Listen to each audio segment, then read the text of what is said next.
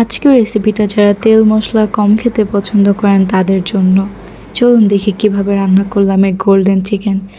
এখানে আমি প্রথমে 2 টেবিল চামচ সয়াবিন তেল এবং 3 টেবিল চামচ সরিষার তেল দিলাম। তারপর এখানে 6 টেবিল চামচ পেঁয়াজ কুচি দিলাম, 2 চা চামচ রসুন বাটা এবং 1 চা চামচ আদা বাটা এবং 6 চা চামচ মরিচ বাটা দিয়েছি। এখানে আমার কাঁচামরিচ অতটা ঝাল ছিল না, তাই আমি 6 চা চামচ দিয়েছি। আপনাদের মরিচ যদি ঝাল থাকে অনেক তাহলে আপনারা কম দিতে পারেন। মিডিয়াম আঁচে পেঁয়াজটা নরম করে নিতে হবে। তারপর এখানে গরম মশলা দিতে হবে, 2টা এলাচ, 2টা লবঙ্গ, 1টা দারচিনি, 2টা তেজপাতা আর 8টা গোলমরিচ। এখানে আমি তেজপাতা আর দারচিনিটা দিতে ভুলে গিয়েছিলাম, ওটা আমি পরে দিয়েছি। তারপর এখানে আমি 1 চিমটি করে রোজমেরি এবং অরিগ্যানো দিয়েছি। আপনাদের বাসায় না থাকলে স্কিপ করতে পারেন। এবং আমি আধা চা চামচ জিরার গুঁড়া দিয়েছি।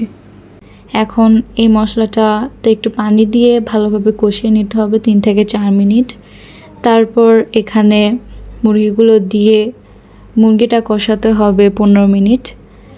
কষানো হয়ে গেলে এখন আমি আমার স্বাদ মতো 1 চা চামচ লবণ দিয়েছি।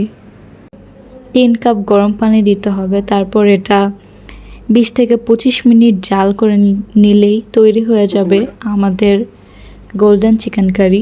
এই চিকেন কারিটা এত সিম্পল কিন্তু এত মজাদার, আপনারা একবার ট্রাই করলে বারবার ট্রাই করতে চাবেন।